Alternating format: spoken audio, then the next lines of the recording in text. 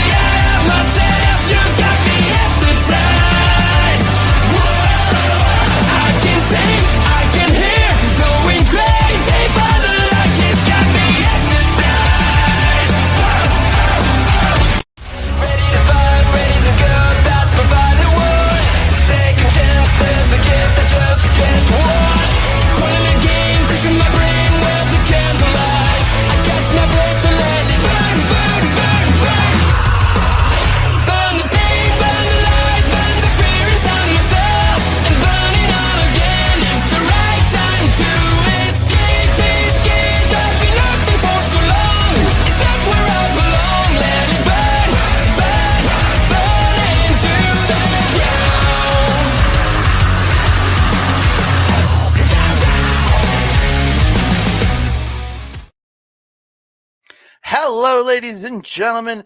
Welcome to a pre-recorded edition of the Japanese Wrestling Update. I am your co-host, Andre C. Right over here, it's the princess herself. It's Melball. How you doing, Melball? Ooh, I'm just a princess today. I'm too many other things.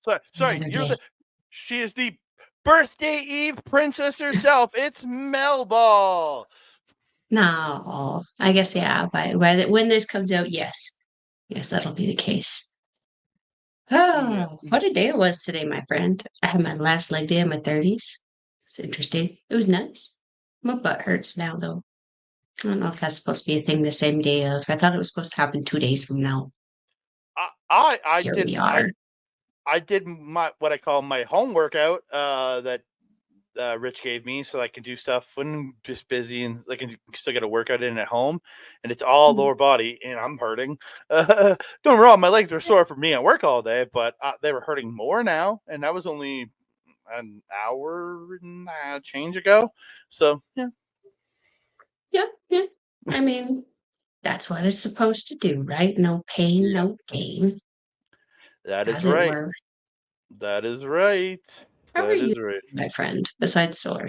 I'm sore, I'm tired, but I'm good. I'm sore, I'm tired. I work with children. No, it's the old CM Punk reference right there. But I do not work with children. That is the one thing I cannot say. My regular job, I work with, it's all adults now.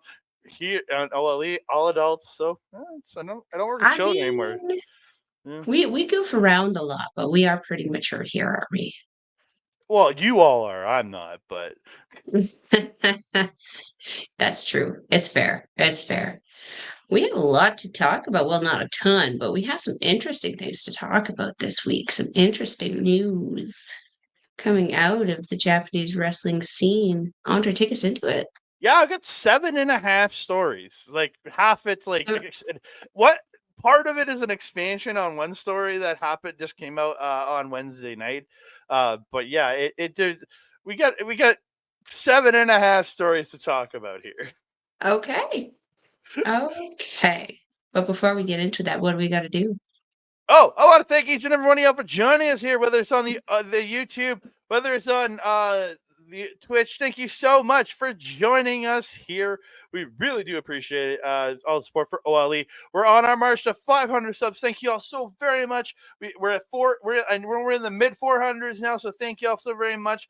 We're working our way up. So if you can, please watch the videos, subscribe to the channel, to the YouTube channel, follow the Twitch, all that stuff. We really do appreciate it. Like the videos, comment, put your notes in the comments. We want to hear from you guys. And also we want to also get you guys to share us out to everybody you know, because we would really appreciate that. And don't forget to hit on YouTube, hit that notification bell so you'll be alerted every time we drop new videos. Ding dong. No, I'm not answering that. It's early enough to not be suspect, and it's light enough still that it's not dark-eyed children. I still don't want to answer it. I'm too lazy. Yes. Too lazy to answer this one. So we're gonna kick it off. We're talking Sari. Yes, Sari. Just recently popping up in Marigold. And she's making some statements. It seems like I don't know if she's gonna be back in Stardom anytime soon, just with the stuff she's talking about. Is that she vows to become the savior and ace of Marigold. Yeah. Savior. It's an interesting word. Maybe it just got translated weird, but like they just started, girl. They don't need a savior yet. Yeah. Again, she given props to Julia for continuing on through the wrist injury, but she is saying she wants to be she's gonna be the ace, and she's going. I don't understand the savior part, but she said it. So Interesting. and Interesting. on top of it, holding that seedling beyond this beyond the sea championship for seedling, she's doing a lot of things right now. Very hot. She's a free agent, isn't she? Yeah, she is. She is a freelancer in Japan. Yes. Yeah. Very, very. What's the Zoolander thing? She's so hot right now. As she is. I mean, the talent that she has for the things that we've had the privilege of seeing her do. Bold statements made. I look forward to seeing her prove what she's saying with her matches. And I think we're probably going to talk about it at some point. They do have some matches coming up, which I believe she is going to be involved in, correct? I don't know if she's on the tour, but she is the next one I know she's scheduled for is that July 13th show where she is supposed to be facing Julia. I'm not exactly sure the cards for the next couple weeks of touring. He was not on either of the shows on the 26th, the afternoon or the evening show. She wasn't on there. So I'm going to say this. I think Bozilla has a stronger Claim. a stronger claim to being the ace of Marigold, being that she was also Sarie's partner who won in that match, and she won both her matches in the afternoon and evening shows for Marigold. So she is undefeated. She is undefeated in Marigold, 3-0. Ooh. Yeah. Sorry, I mean, come on now. It's very bold statements to be making when you're not backing it up and someone's backing it up in your absence. You want to be the ace, you probably should show up. Yeah. I agree with that one. Again, there's a lot of things you're looking at there, and it's just you got to show up if you want to be declared as the best, right? Absolutely. I mean, yeah, I mean, she probably wants to be in contention for the championships, of course, right? Well, I have high expectations for champions being present Mhm. when I go to a show, especially if I'm paying like $60 for a ticket. I expect to see championes, uh, and I expect to see the ace. So, like, now, do I expect to see Hiroshi Tanahashi every night on all the tours with NJPW? Heck no, please no. But um, yeah, his presence there, he always makes it known, whether it's in the ring, whether it's in a backstage capacity, whether it's at ringside doing commentary, he's there doing something. And I get if she is a freelancer that she would be off doing her own thing. She is a champion of another company. It's just if you want to be making these kind of proclamations, be present. Yeah. Yeah. Again, there's so many different points there, and it just she can be there. She can be it, but she's got to show up to be it. If you want to be the ace, you need to show Absolutely. up. Otherwise, Bozilla's 100%. your ace, I have to which agree. which isn't a bad thing because Bozilla is insanely impressive. Hell yeah. Yeah, Hell yeah. yeah. So we are going to move on. Talk some Julia here. She had surgery over the last couple of days. She went in, got Mhm. the wrist, and actually WWE actually pushed her to go for get the surgery done because again, they're very much of a point they want people to heal up in the most efficient manner. I know Mhm. years ago when Nigel McGuinness and Brian Danielson signed in 09, uh, McGuinness didn't get signed because he had an injury that didn't healed for him, but not in the right way. And they wanted him to get surgery, but it was going to come out of his pocket before getting signed, and he didn't want to. So I understand they do have certain wants when people do get hurt that they want them to Mhm. heal in the right way. So she got surgery on her wrist or on her arm, and I got out of one showing in her hospital, the other showing her after she got discharged from the hospital. So again, with all thought, she's still looking to be back by that July 7th heat wave show. That's only a month and literally a month and just over a month away, a month and a week away. I mean, I'm gonna go ahead and say it. There just seems to be something in the water over there that helps people heal better. Mm-hmm. It just in general, it just seems like a healthier people over there. And look at Hiromu. I mean, a neck injury like that should have ended his career. He was back in what, a year and a bit? You Mm-hmm. know, like we've seen all of these really crazy injuries and people come back from them just lickety split. I mean, look at our local soy boy. Broke his wrist in March. It's going to be June. He debuted back in RCW wrestling last Last week, weekend. yeah, Yeah, so like, these youngins, they be healing. They're like X-Men. It's crazy. yeah. So let's hope for that healing factor to really kick in for Suzu Suzuki. Yeah. Because she has so a report has come out from the Stardom Twitter account. We our Mhm. Stardom the English account said for and she is going to be out for 4 to 8 weeks due to nagging injuries. There is no specific injury she's taking time off of, but if you watch what she was doing, she has been pretty taped up for a while. I think Mirai taking that couple months off between leaving Stardom and Marigold, other than the Wrestle Magic match, gave her a chance to heal up and get injuries under Mhm. control. So it Mhm. sucks to see Suzu Oh, step away. we did see that arm pretty still heavily taped, but it was just the one arm. Before we Yeah, were seeing the arm and the elbow and the knees and the back and the neck and the same with Susan. yeah. So I'm hoping these couple of months away, give her some time. It's gonna suck to not have her on the shows, Mhm. but I if she needs to heal, she needs to heal. May can go high speed for a while, maybe. Well, and she might have another tag team partner, as we're going to talk about in a minute or two here. Mhm. Very, Yeah, very interesting. Yeah. I was bummed when I saw this. I think I was the one who sent you this news in the morning this morning. did. Yeah. I mean, one of my personal favorites. Just everything about her is just so awesome. Love seeing her evolution. She's kind of like, now that I'm seeing Hayata, her and Hayata are very similar in that he goes through these drastic visual changes, but only to his head. Like his gear is still the same, but his like throughout the Super Juniors, he started it out pretty dark, like dark hair, and then at some point he bleached it, and it was very very like yellowy blonde, and then he toned it so it was like more of like a platinum blonde, and then he toned it more and it became gray, and now it's like brown again. Suzu does the exact same thing. She'll change her hair color drastically. She'll change her makeup. Sometimes she'll put eyeliner on. Sometimes she'll put lipstick on. It'll change the intensity of the match for her. I'm gonna miss her. I'm gonna miss her. Seeing her in the ring is very much a joy and a privilege. She's so good, so entertaining, and such a showman. She makes everything so entertaining.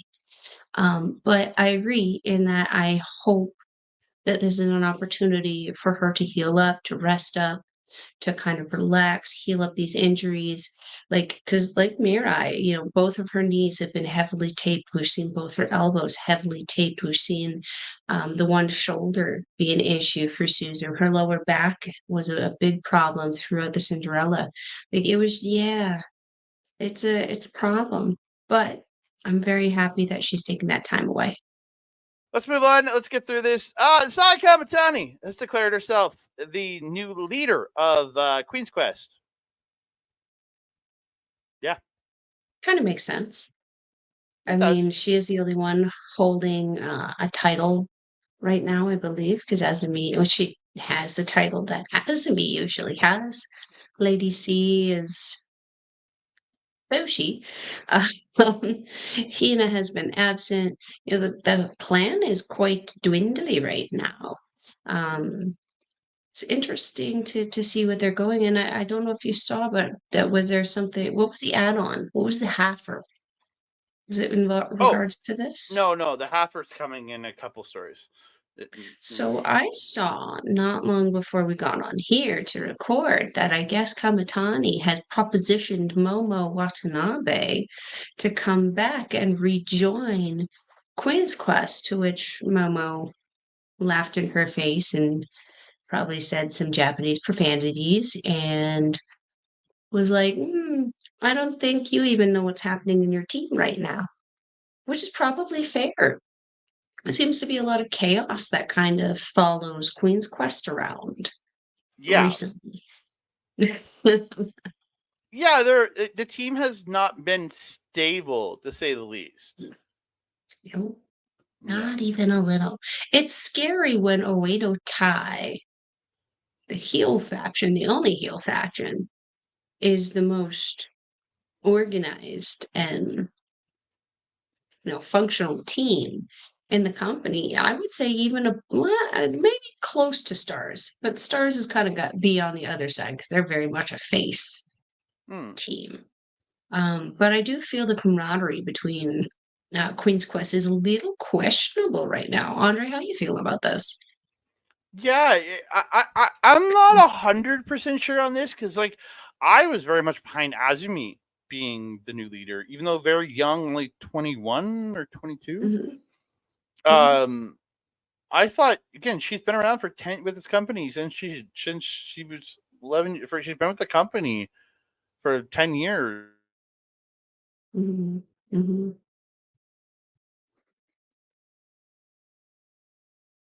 Come back to us, Andre.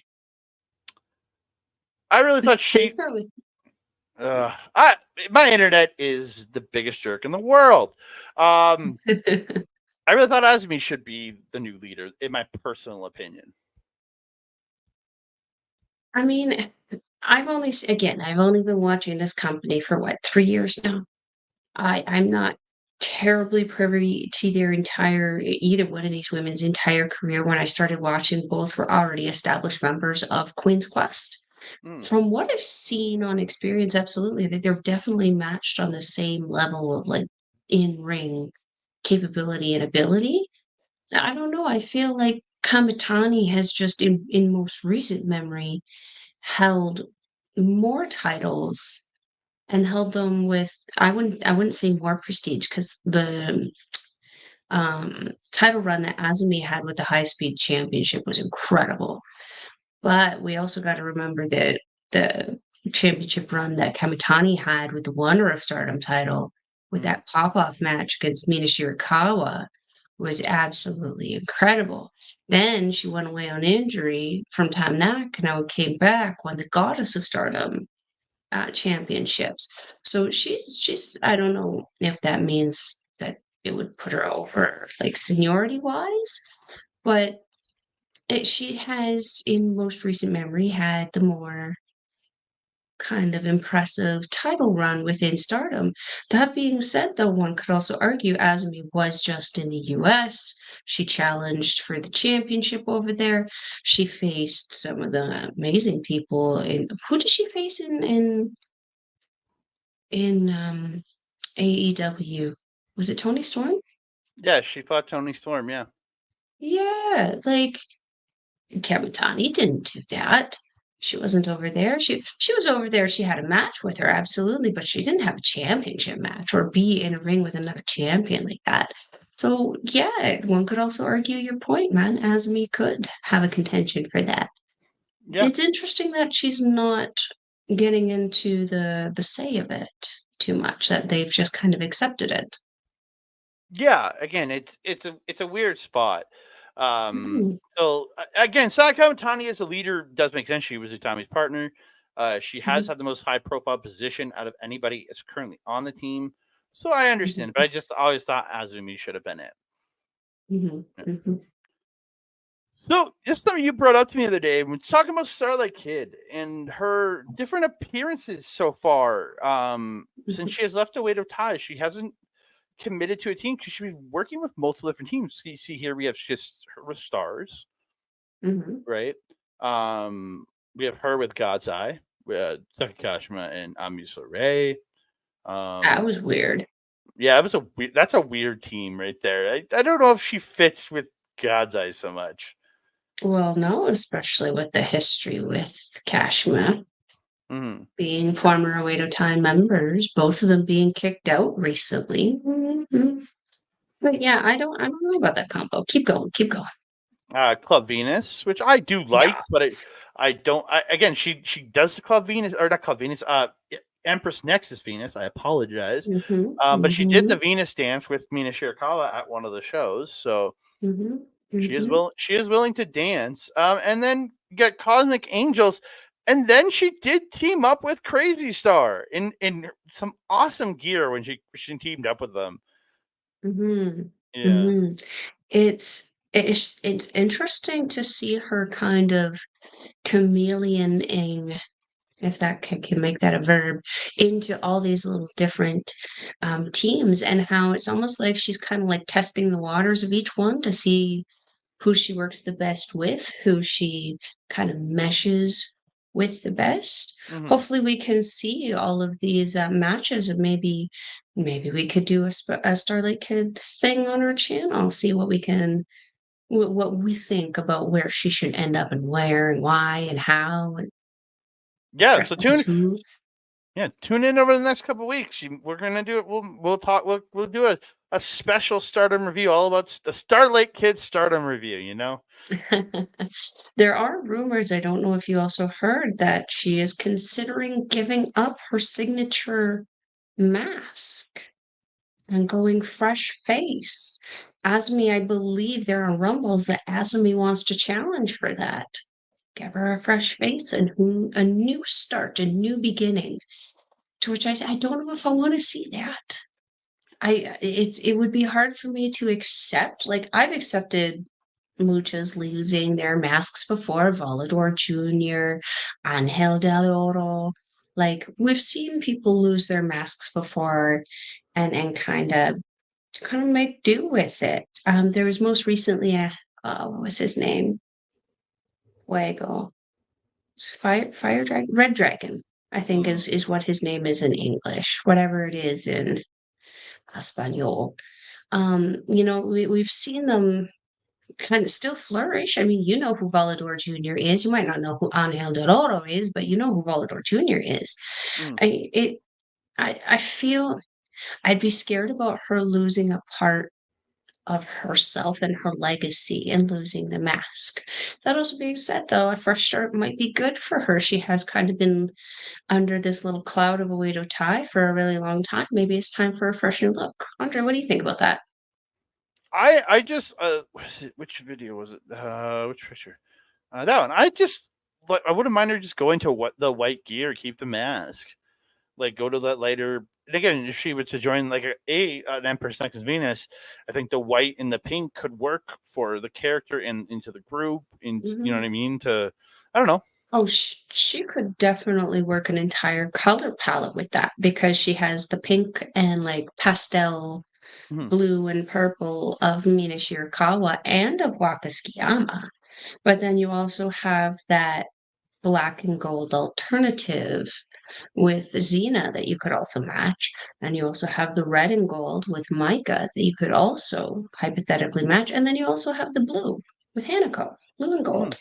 So, like, there's a lot of gold in it. So, as long as there's some kind of gold in there, it seems to work. But I do feel like maybe Empress Nexus Venus would be the best for her for versatility because there's also an extreme variety of style on there. And I love Waka, but I don't feel like she's a high speed wrestler. I feel like that's the one thing that they're missing for an Yeah. overall well-roundedness is a high speed wrestler. Oh, 100%. Like that's a one thing this team misses compared to most other teams. They don't have a high speed. Hmm. Yeah. And their best option in Thekla is now gone. No longer an option. Yeah. So yeah, we'll see where Starlight Kid goes. Tune into our channel over the next couple of weeks. We'll be dropping us. We'll get a little doing an in-depth Starlight Kid special sheet and talking about every group she could potentially join and just see what's out there. So jumping over to the United States, Stephanie Vecchia appeared on AEW it's last night as we talked about this, on Wednesday night. Coming out to didn't challenge, but went she was on the stage, and Monet had just won her match against Sky Blue for the AEW the TBS title, and it seems like they're setting up strong women's champion versus TBS champion for Forbidden Door, and again it's the title that Monet didn't get. Didn't I tell you that this would be great booking for a Forbidden Show door, having champions versus champions? And look at what we got. I mean, this is like technically a triple crossover because she's not only the strong women's champion, but she also represents CMLL. Yep. I mean, and I'm very excited about this. I know a lot of people have kind of like been like humming and hawing about Mercedes coming to AEW. Is she gonna be one of those champions who just comes around at the big shows or whatever? I really don't care if that is what she ends up doing. Her match quality has been shown to have changed immensely. I'm not gonna lie. I wasn't the biggest fan of Sasha Banks in the WWE. I felt like she was being held back. And now that she seems a little bit more free to actually wrestle the style that she truly actually wants to wrestle, we're getting these incredible matches that I feel can only elevate her as well as Stephanie Vacquier. I just hope she doesn't break herself in the process. Again, this belt seems to be a little cursed for her. Um, that being said, though, I mean, as I said, champions versus champions. This is what I've been waiting for. Do it more. Yeah. More for Forbidden Door. Give it to me. And then on this same show, we did have appearances by other New Japan superstars. Rocky Romero took on John Moxley in an AEW title eliminator match, or not AEW, IWGP title eliminator match, which Moxley did win. But when he had the Bulldog choke on, he couldn't hold it due to the injured arm that he has suffered, resulting from Konosuke Takeshita. So what will be his arm status for June 9th against one Evo? Because if Evo wins that title, he better go talk to Callis and Takeshita and thank them.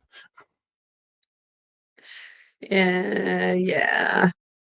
You know, you know how I feel about Moxley having the IWGP Championship. It bothers me. Not that we need it right now because we do have the Super Junior tournament going on. That doesn't mean put it on somebody else in a different company. We do want it back.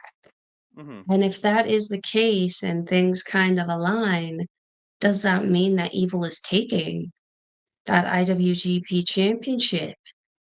It Yeah. depending on how many of his cronies come over, and at this point, we know where Evil goes. There's a little dick in tow, and then Renderita has also been suspiciously missing from the Best of the Super Juniors. Yujiro seems to be the only one there backing Show. So we know that Show and Yujiro are going to be back in Japan handling their ish over there. But is Jack Perry going to be a problem? Is Red Narita going to be a problem? Is Lil Dick going to be a problem? It's very clear to me that there's no love lost between the Elite and John Moxley. I feel like there's going to be a numbers game, whether we like it or not. And it might not be just House of Torture. It might also be, the dumb box. Well, and we'll find out with Evil come the 9th for Dominion to see, can he take the title away there, or is Mox going to pull out that win out of nowhere and take it to Forbidden Door, and we'll see who challenges him there. Like there's a lot of different things, and then we go into G1 season, which means if John Moxley's the champion going to G1, he better be in that goddamn tournament. If he's not, that is a failure because the champion's in it every year. Because if the champion wins, they get to declare their opponent at at Wrestle Kingdom, as long as they can hold on to their briefcase or onto their contendership spot, because you can lose it in subsequent matches. But yes. We'll see. We'll see what this summer, because Moxley holding that title all the way to Wrestle Kingdom, I don't like. I've been saying it. I think he drops it to whoever faces him at Forbidden Door. But yeah. The problem becomes, though, if whoever faces him at Forbidden Door is just another AEW guy, it might make it worse. Yeah, that's the other thing. But on this show, we also got Shota Umino and Lio Rush appearing in the Casino Gauntlet Battle Royal. There was that the winner got a shot at Swerve Strickland's title, the AEW title, at Forbidden Door, which was won by Mr. Will Ospreay.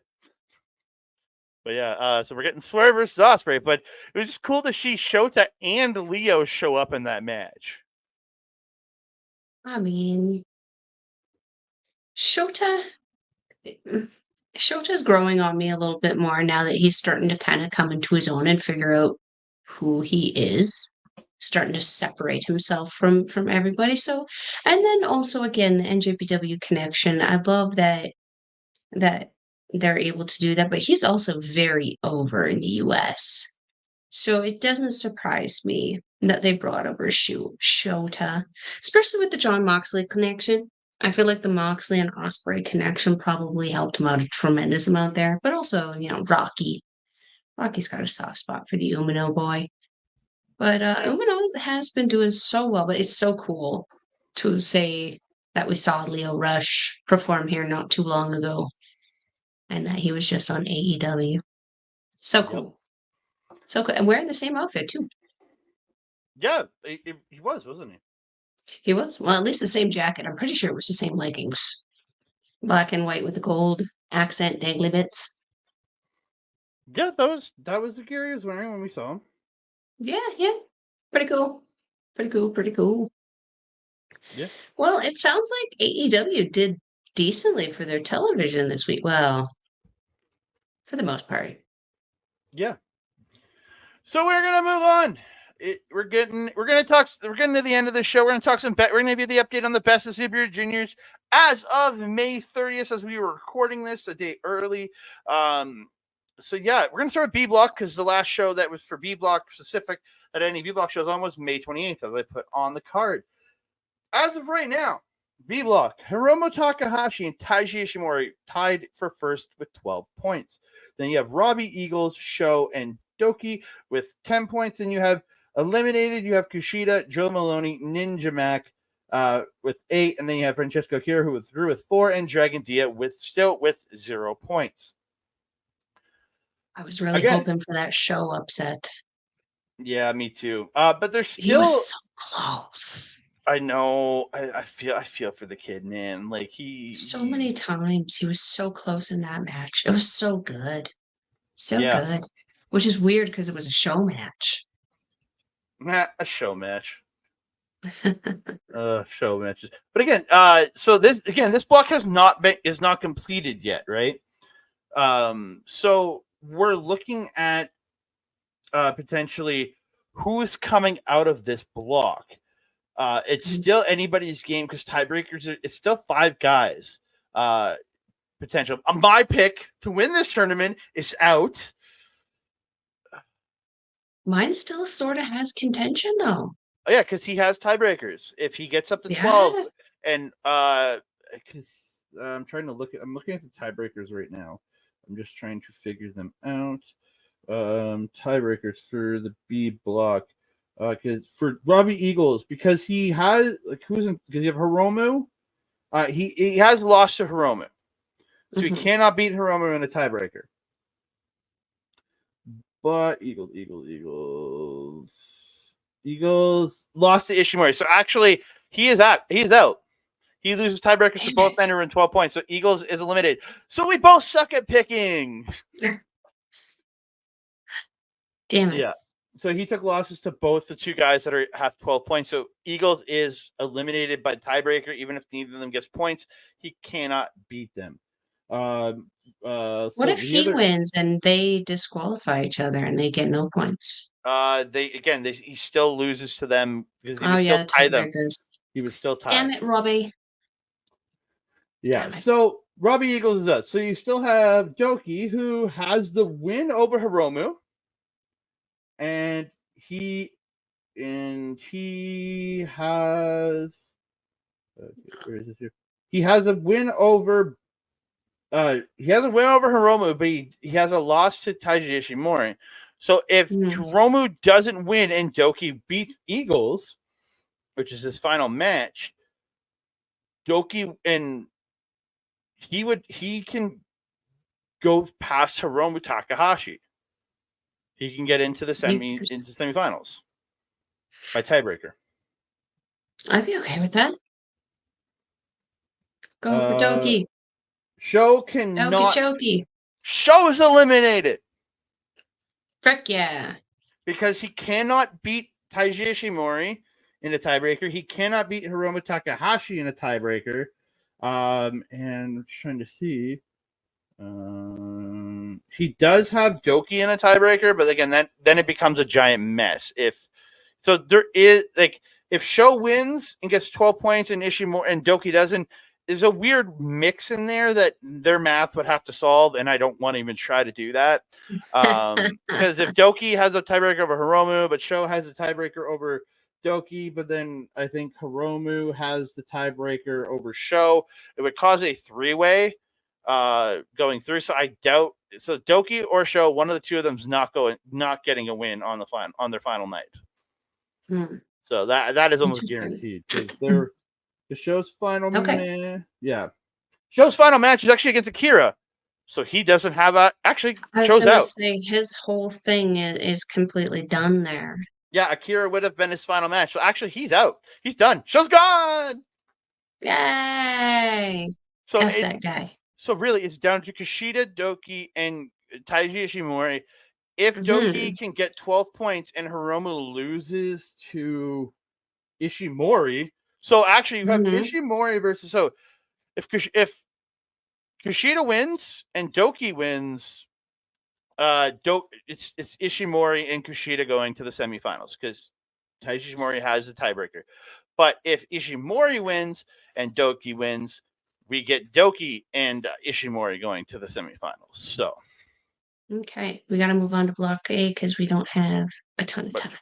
No, click it over one more time. Block A is set. We have winners. This one is done. May 30th is the final night for Block B.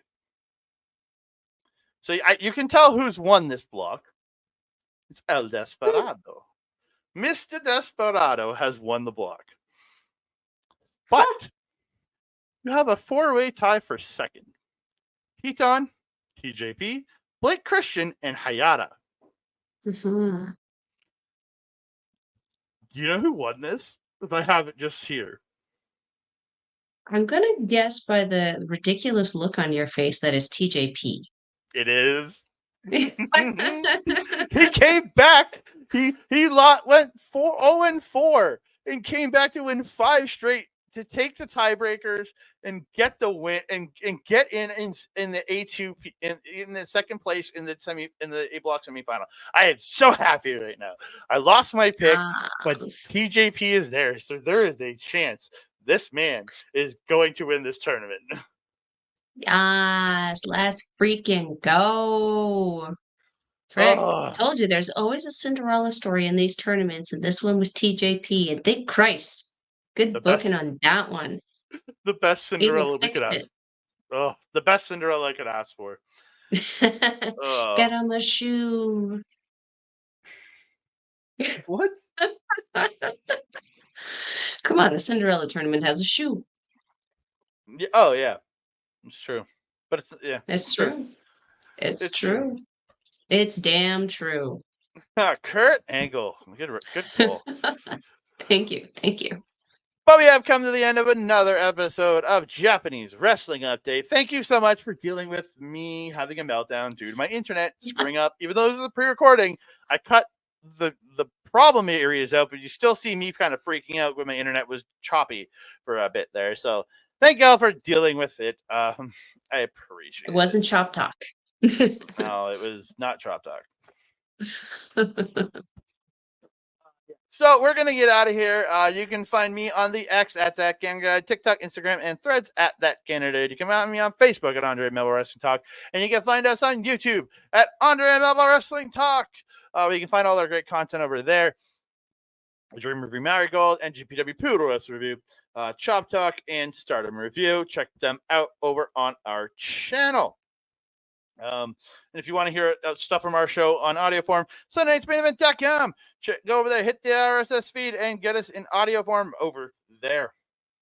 You can find me here on the Twitch with Mel on Fridays. And then next show I'm doing, it's not we're here with Mel, is on the 12th of June. I will be back with my boy, Oled, and our special guest, Lauren Goodnight, because we'll be talking, we'll be on Marvel Talk, MCU Rebound. We're talking Captain America and the Winter Soldier, arguably, in my opinion, one of the 2 best movies Marvel has ever made. I've actually never seen that one. I know. It is the best one. The movie works. Even if you take the Captain America part, the superhero side of it. It's still an amazing spy movie. Whew. Yeah, I dated a guy who liked DC. That's probably my problem. I've seen all the newer, Justice League stuff. I have not seen Winter Soldier. I feel for you. I haven't seen Age of Ultron either, now that I think about it. I'm in trouble. What else are you doing? Marvel Talk on the 12th? And hanging out with you on Fridays, talking the Japanese Wrestling Update. Gonna give a quick shout out to our boy Mike the Ref over youtube.com/@backvideo. He simulcasts all the stuff from Andre Melball Wrestling Talk. He also simulcasts Ash Bizarre's stuff there, so go give him support over there. If you want to see him live, twitch.tv/Mike the Ref. So he does all his live AEW watch alongs every Wednesday, Saturday, and pay-per-view Sunday. And he has gaming content almost every day of the week there, so go check him out over there. If you want replays of his gaming content, go to youtube.com/@backbreaker_game, where you can find stuff from him, Mr. PJC, Mr. Rick Jules, and their frequent guest, Miss Kayla J. Kayla J. Kayla J. Kayla J. Kayla J. We love Kayla J over at OLE. And Andre Melball Wrestling Talk. We do. Melba, where can they find you? If you're wanting to follow a Melball, you can follow her on the X thing at Collins Melball. You can follow her on everything else: Facebook, Instagram, TikTok, Mastodon, and Blue Sky at Melball Collins. You can also find me, as Andre mentioned, back here on Fridays for Japanese Wrestling Update at 8 p.m. Mountain Time, unless it's not. And then we will let you know on our socials. You can also find me on Astro Pizarro's YouTube channel, where we do our show, Ladies Wrestling Showcase. We are going to be recording an episode on Saturday, on my birthday, before Andre shows up, most likely. In fact, he'll probably show up while we're still recording. Oh! And he'll probably creep in this freaking door. Oh, I get to do a run-in? I get to do a run-in. I get to do a creep-in again. Nice. It's Ladies Wrestling Showcase. You better put on one of my wigs. Sure. Yeah, stay tuned to our socials to see when that is coming out. What? The bald bearded ladies can't be there? Come on. You know, we don't judge here. It's 2024.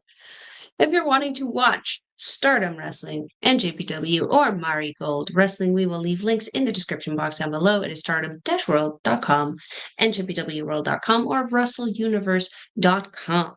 It is 920 yen on Stardom, 999 yen for NJPW World, and for Wrestle Universe separately, obviously. Still an incredible price to watch some amazing professional wrestling. And if you sign up for Wrestle Universe, there is more than one company on there. It is not just Mari Gold. It is a bunch of other companies, so you can get a ton of exposure to a lot of amazing professional wrestling. I highly recommend going on there and checking out some Noah, seeing Ryohei Oiwa, and on June 13th, I think, or no, 15th, you have Gabe Kidd versus Kaito Kiyomiya for the GHC title. So if you're a big fan of Gabe Kidd, go check that out there too. I wonder, my friend, with that news, will we see Ryohei Oiwa join the War Dogs to be the second half of Gabe Kidd's heavyweight, so they can go after the IWGP World Tag Team Championships? He's going to become a good-looking guy. What are you talking about? Come on, he's going to be a good-looking guy. Same shit, just different company. With that being said, I am your Melba. Over there is Andre. We will see you next time. Adios. Ready to fight, ready to go, that's my fighting word. Second chances, a gift that just gets